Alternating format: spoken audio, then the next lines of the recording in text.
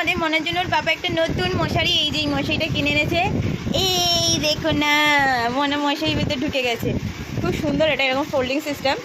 কিন্তু ব্যাপারটা হচ্ছে ও যদি ছোট যখন ছিল তখন আনলে ভালো হতো। এখন ও 7-8 মাস বয়স হয়েছে, ও এই করে দেবে মশারিটাকে। ওর তো প্রথমে যে টাকে ঠেকে যাচ্ছে, হ্যাঁ ওর পুরো টাকে ঠেকে যায় মশারি। এটাকে যদি আবার রিটার্ন করতে হবে। আর ও এই যে এখন ছোট বাচ্চা হলে অসুবিধা হতো না, এখন তো ওই টেনে হিঁচড়ে এটাকে দেবে ফেলে। ও থাকবে এর মধ্যে, মানে ওর বাবার বুদ্ধি।